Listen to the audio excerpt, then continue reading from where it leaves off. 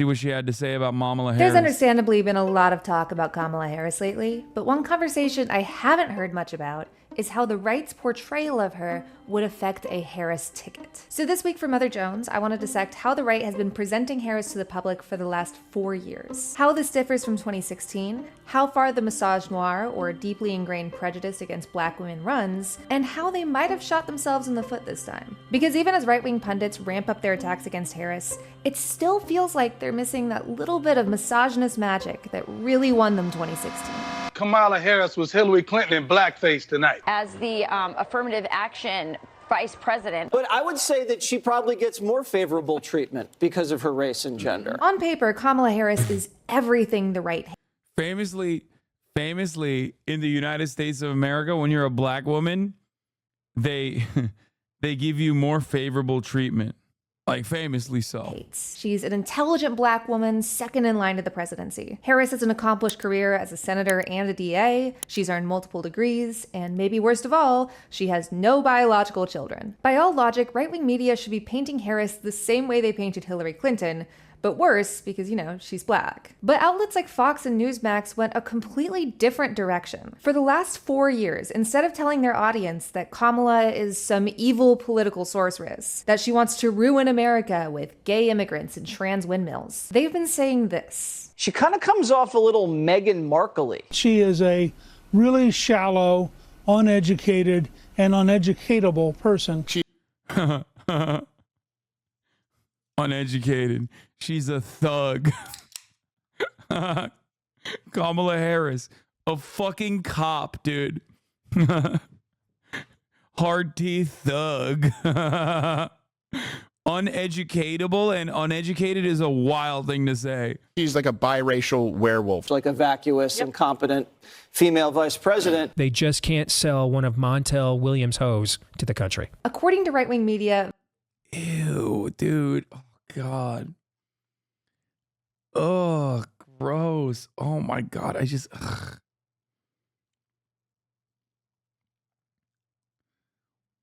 I can't stand Republicans and just right-wing conservatives in general. Like, also, did I forget to run the top of the hour ad break? I just realized. I think I did. That's crazy.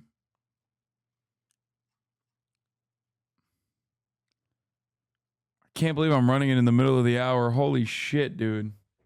No, I forgot to run it. I said I would, like I did the debate, and then I forgot to run it. No, you ran it? No, I haven't, bro. Look, it says 60-second commercial break an hour ago. God damn, I'm running it now. Here's the 3-minute ad break now. That debate, that presser debate fucked me up so hard, I forgot. Vice President Kamala Harris is a joke. She's a punchline. She's a hoe. She's a DEI hire. That's one of those phrases where even if you don't know what DEI stands for, you know it's racist. And none of this is great. It's condescending and degrading and racist and sexist. But that happens to any woman the right hates. But after years of watching right-wing media as a job, I found they sort women into 2 categories. Women conservatives don't want to sleep with, because obviously that's her life purpose, and women conservatives desperately want to sleep with, but never will. One of those is irredeemable in their eyes, and I'll let you guess which one. Now, each of these categories has their own subsections. In the former, you've got your frigid bitches, your ugly lesbians, your woke nags. Villainization is the name of the game, and Hillary Clinton is the poster child for everything that idea stands for. She's old and stale. She's an overeducated bitch who'll castrate you if you let her. I heard she drinks baby blood and started ISIS. Honestly, at this point, we should probably execute her. I never said she should be assassinated.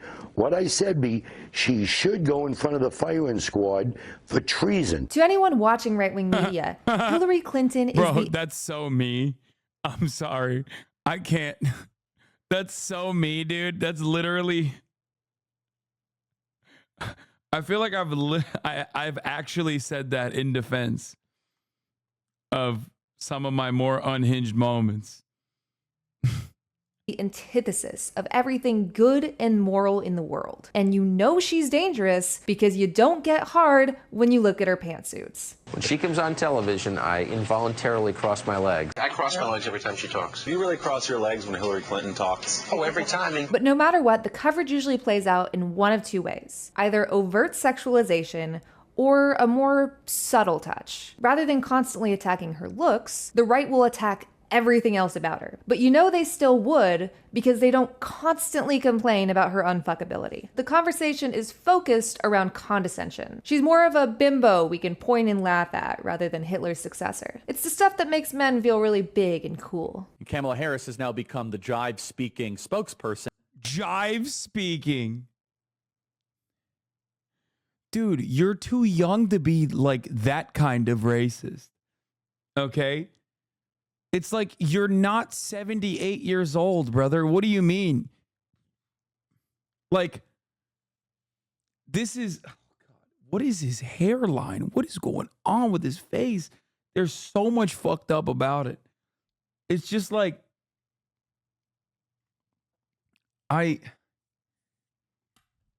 dude, this is like they packed up jive speaking as a way to say the N-word when people no longer said colored people, okay?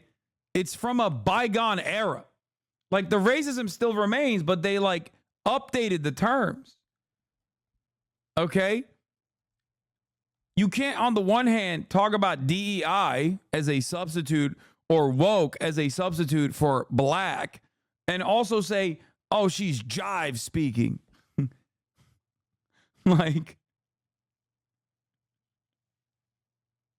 what the fuck?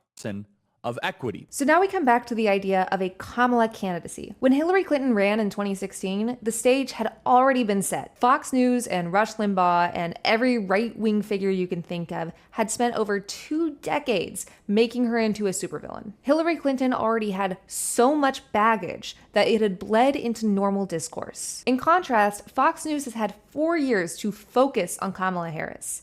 And the most sinister thing they've come up with is that she's a DEI vice president. Once again, even with no context, it just sounds like a racist dog whistle. Her candidacy would bring outrage. There is no doubt about that. Black women suffer a disproportionate amount of attacks from the right. There she is, acting all gangsta. But when it comes to the influence of right-wing media on a Kamala candidacy so far, their only narratives that have truly penetrated the mainstream are her laugh and her ditziness. She just wants to flaunt it, and I think she wants to flirt a little bit. She's more Dude, I don't know which type of like Republican commentary I hate more. When they get like weirdly horny, like they do with AOC, it's like so rapey. I think I hate that more than when they just like do the classic like, oh, this old haggard feminist is gross.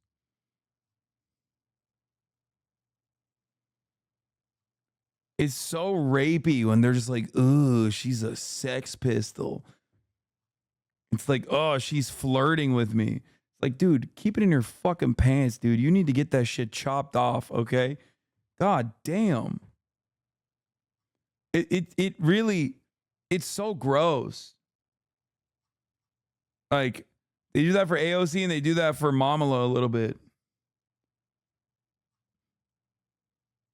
more ineffective than evil. Total diva. Like many vice presidents, Kamala Harris has been a convenient drop-off for the more complicated issues that the Biden administration doesn't want the president to be saddled with, at least publicly. This ranges from the border to abortion, and she's definitely been attacked on both of those fronts. But for the last 4 years, Kamala has managed to stay clean from those major tabloid scandals that Fox salivates over. Even the latest right-wing attacks on Harris have fallen short of their usual frothy barrage of woman-hating. It's very easy to make, say, a DEI hire, but it's almost impossible to do a DEI fire. Ooh, yeah. You know? They're shallow, Brilliant. which is great if you want to condescend to powerful women, I guess. But if you want to truly influence the mainstream, influence those people who didn't like Trump but also didn't like Hillary, or maybe this time around aren't.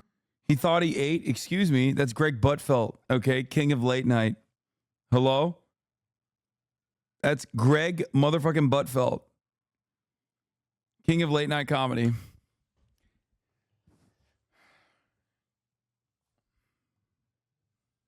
killing it. Gaia, place. Good girl. Impressed with Biden. Ditzy and cackling don't sound that bad. I mean, if you're a center-right baby boomer who's worried about losing their social security or military benefits to Project 2025, Kamala Harris may as well be the lesser of two evils. And that's something Hillary Clinton could never manage. Because the right Guy on the bottom left is living out your dreams. Josh Hawkinson playing for Japan in the Olympics. Dude, Rui Hachimura is my GOAT. I love him. He might not be all that great as far as I understand for NBA standards, but he's so sick. I follow him on Instagram. He's doing the coolest shit all the time. Best of both worlds. NBA and also the Japanese connection. The white guy's from Portland, I think. Dude, how good was he that they were like, we have to have him for the Japanese team?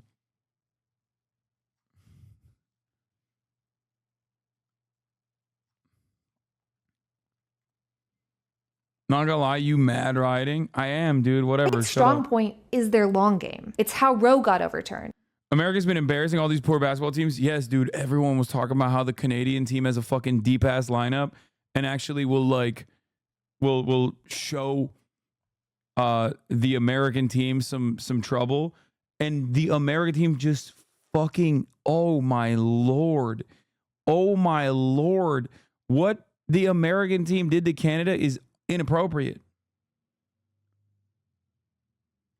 Okay? It's just, dude, the USA team is so stupid though. It's like it's fucked up. Like, people are coping, I think, on TikTok and everywhere else when they talk about like, oh, the Serbian team could be great. You got you got the Joker. Like, they talk about the Canadian team, they talk about the French team, and it's like, bro, if you're talking about Ruby Gobert,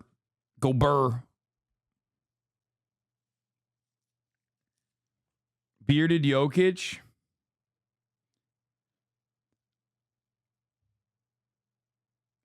he's the best.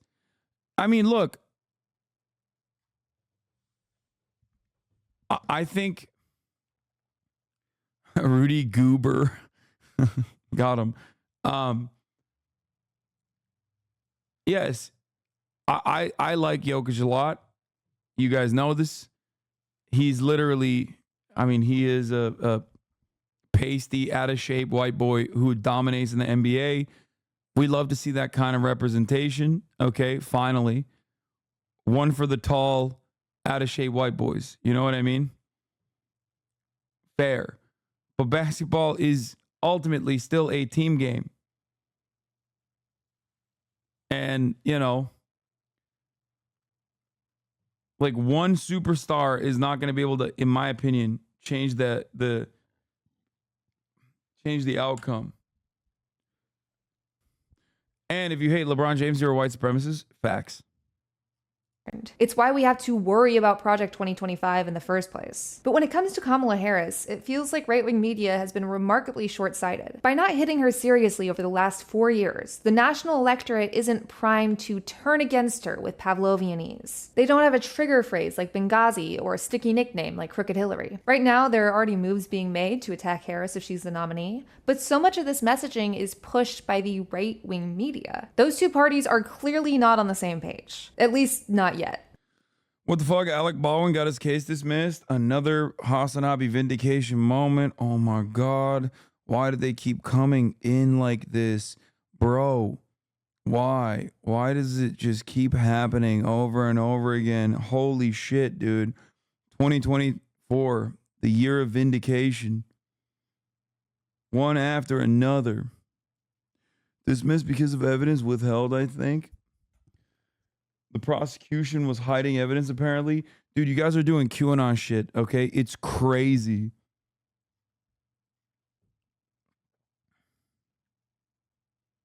You defended Alec Baldwin? No. No, that's literally what they said. No, I'm simply stating that regardless of how airtight that like, regardless of whether they withheld evidence or not, that case was going to fall apart. I'm sure that that's the reason why the judge dismissed it, but it doesn't matter, because even if the judge hadn't dismissed it, they would have lost it anyway.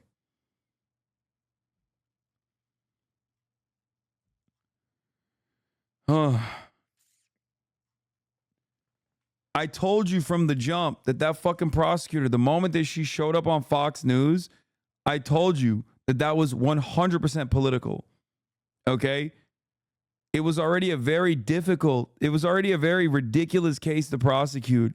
But then she went on motherfucking Fox News.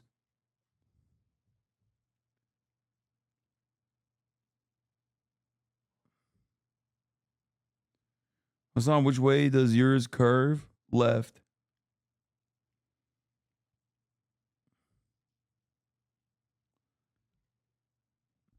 I had forgot about this.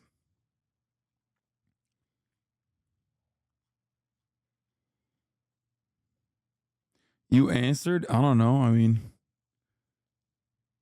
The whole cackling idiot narrative is the one that stuck, but pundits are definitely going to go back and look at their old lines of attack, sharpening their focus on her sex life or her woke policies or something new altogether. But they've got a lot of ground to make up. Even as Harris's importance in this race skyrockets, Fox is still struggling to villainize her properly. She reads to children and their literacy scores drop. Crazy. Americans definitely, Greg, hate Black history makers. We're going to keep an eye on right-wing media outlets to see how they pivot in real time. But that's going to take at least another week, because right now, this seems to be the best they've got. If the test for president is can you cackle, is the test can you laugh in the middle of your statement, can you not be ever serious, she passes with flying colors.